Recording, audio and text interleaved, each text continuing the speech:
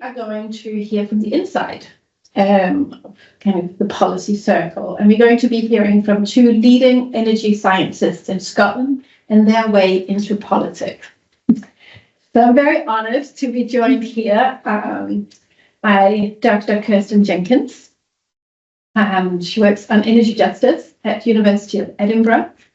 And since January 2024, she has held the role of Climate Change and Net Zero Advisor to the Scottish Parliament's Net Zero Energy and Transport Committee. Additionally, she is also a member of the Scottish Fuel Poverty Advisory Panel. Next to Kirsten, we have Dr. Sean Field, who is Director of Policy at the Centre for Energy Ethics, is also a social anthropologist / economic geographer / energy finance and policy researcher at University of St Andrews. And since August 2024, he has been seconded and has held the role of lead analyst for the UK government's local net zero accelerator programme, which is led by the UK government's Department for Energy Security and Net Zero. So to open our conversation, I'd like each of you to start by sharing with us how you got involved in actively shaping energy politics in Scotland and the UK. How did that come about? Kirsten. Each position had a different origin point. So for the Fuel Poverty Advisory Panel, which is a statutory group appointed to scrutinise the government's work, then that was an open call for applications, which is widely shared, went through the usual standard process of interviews, etc. And it's been going for a number of years now, and it's a very, very small group. There's 5 of us at the moment, potentially recruiting for a 6th, coming from very different backgrounds, members in, representing housing associations, voluntary organisations working in energy advice space, for instance. So I guess I'm giving the academic lens through that group. But for the Net Zero Energy and Transport Committee, and indeed any other committee that needs me, then that was an invited application. And then on the basis of that, put forward a CV, letter of motivation. Something goes on behind the scenes and you get invited into a totally surreal world, and have to learn to talk and communicate in a totally different way. Right. John? Yeah, it was, I guess, unexpected is like the headline, I would say. It was through work on energy here in the UK after I came back from the US on a project on oil and gas. I started to look into how the UK energy system was changing away from natural gas to electricity, and sort of a spiral or snowball of things. There was the Financial Pathways branch of the Scottish Research Alliance for Energy, Homes and Livelihoods coming into the role of Director of Policy. All these things sort of came together. In doing that work, I built up a range of contacts across government and industry, and a colleague reached out to me and said, I need somebody for this role. Do you happen to have a PhD student who's just finished or a master's student? And I actually had somebody in mind who would have been brilliant, but they just went to go work for Wood Mackenzie as a statistician.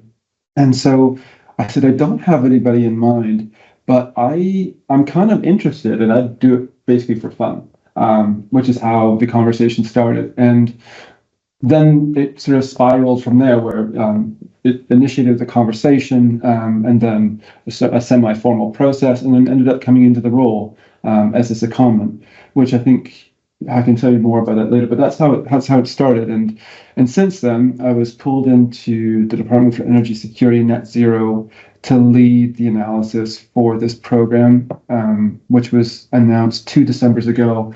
And the program is to see if they can get investment into a whole range of net zero projects. And then since then, with the creation of GBE, being pulled into GBE more. International audience, can you tell me? Great British Energy, which is the new national energy company. So I guess officially I'll be under Great British Energy starting April 1st.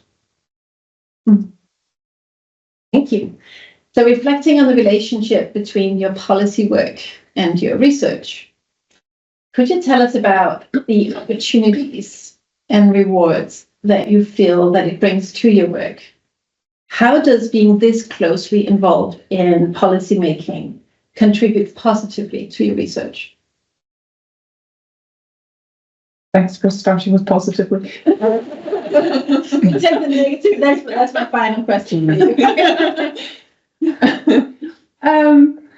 I guess there would be a number of different ways of responding to that question. One is it gives you an opportunity to reflect on the potential for academic engagement more broadly, and to understand the systems through which that actually does and does not function, which really shapes your academic practice. So, raised as academics, we're often told to write as many journal articles or books as possible. It's all about the REF, research excellence framework, and high 4-star international papers.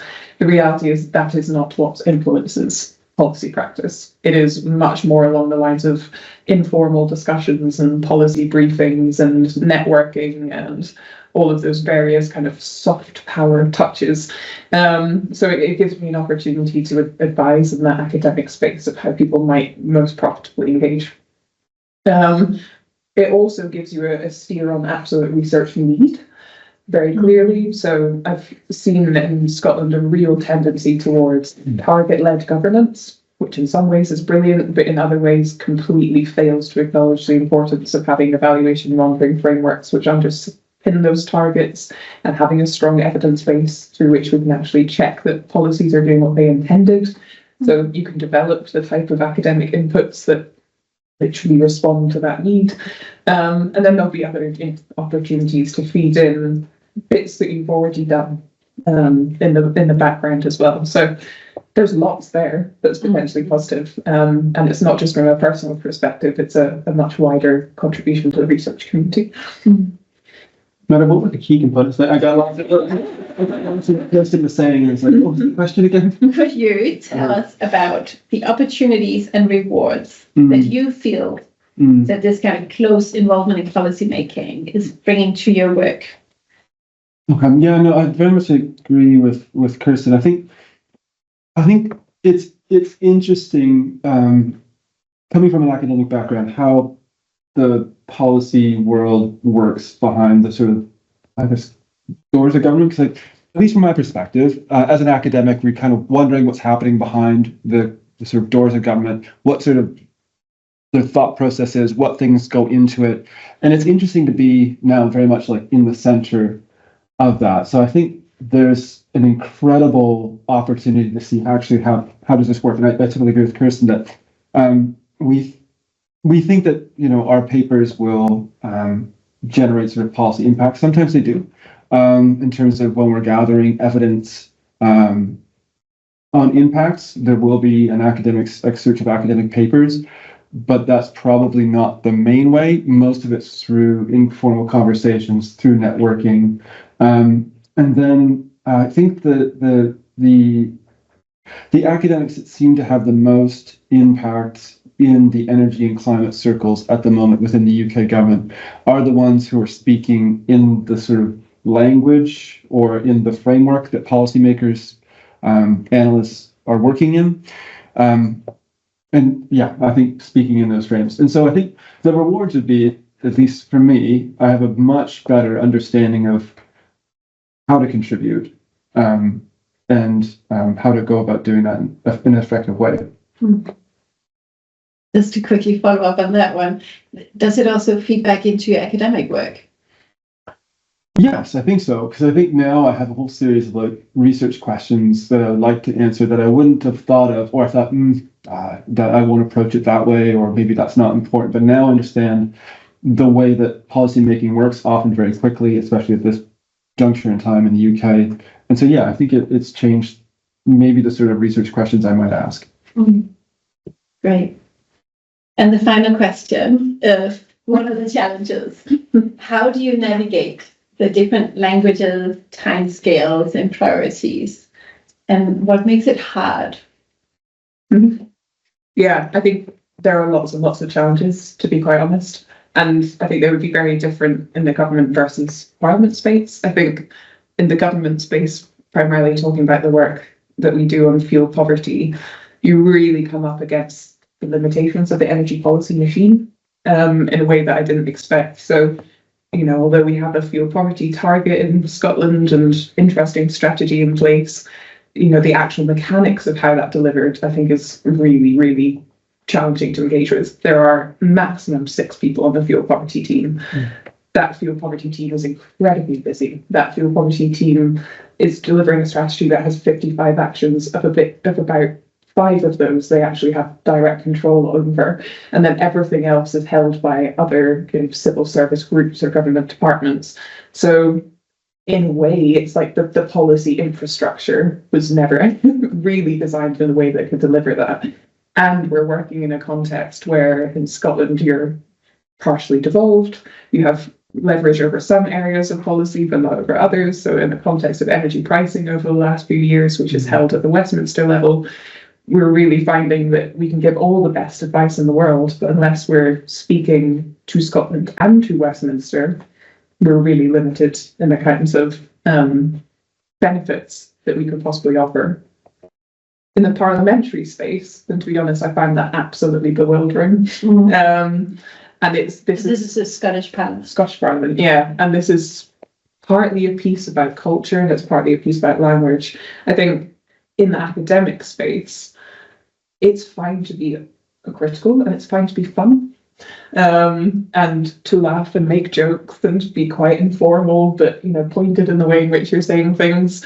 In the parliamentary space, it's a totally different atmosphere, right? It's very charged, it's very subvertedly political. There's lots and lots that is unspoken going on behind the scenes.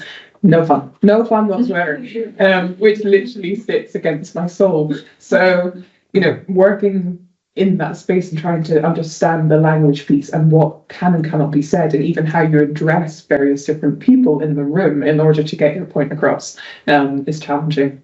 And as has been said to me a few times, the advice that we are giving in this space is nothing to do with politics, it's to do with evidence. And yet some of the issues that they were talking about, like just transitions, which closely overlap with my work, can be very normative. So how can you give an evidence-based lens on something that's so contested in society? And so there's a real fine line to tread there in how to legitimize what we're trying to get across as a piece of academic evidence. I think I can answer this in maybe in a couple of ways. I think stepping into this role, which seems to be something that's shared, at least talking with colleagues. So I work in an analytical role, so I work very closely with, you can think about, I work inside the civil service, so very little engagement with directly with politicians, although my boss is Ed Miliband. But I work within a couple of different teams. So I'm in the analysis team, then we have the delivery teams, and then we have the policy teams, and we all work really closely together. And so in this analysis role, I think anybody stepping into any of these roles, you get a sense of just how big the civil service is and how many moving parts there are, even just within our department or our directorate. There are so many people doing so much work. It's at first hard to get a handle on all the moving parts. And then you expand that out to other departments. You think about Department for Education, or you think about Department for Transport, and they're very not similar, but similar in complexity. And they have these different teams working really fast on all these areas that are overlapping. And I think that was the main challenge coming in, was trying to get my head around all these moving parts. I think it's kind of exciting though, because it's a language and an area that I engage in, but also to be in the middle of it, it was challenging, but I think it was, beyond, it was kind of cool. Like all of a sudden, especially at this juncture in time, I think if I'd come into the position maybe 2 years ago, it might have been maybe a little bit slower, maybe even bordering on dull. But because I came into the position at the time that we had a new government, new announcements, new initiatives, the creation of this new national energy company, and all of a sudden there's this ton of work to do. We have to do the analysis about what will these interventions look like, who will they affect, bring in our projections, coordinate with the policy teams, what's happening on the ground, coordinate with the delivery teams, how are we going to actually deliver this stuff? I think it's been really exciting. So I think it's sort of equal measures challenging and exciting. And I think it's interesting because while we're doing sort of pure analytical work, there is in because we're closely engaging with policy and delivery, there's a subtle politics that runs through all of it in terms of is this the right direction? Are we making the right choice? And are we giving the right advice to ministers? So yeah, I think it's very interesting. It's challenging as much as it is interesting.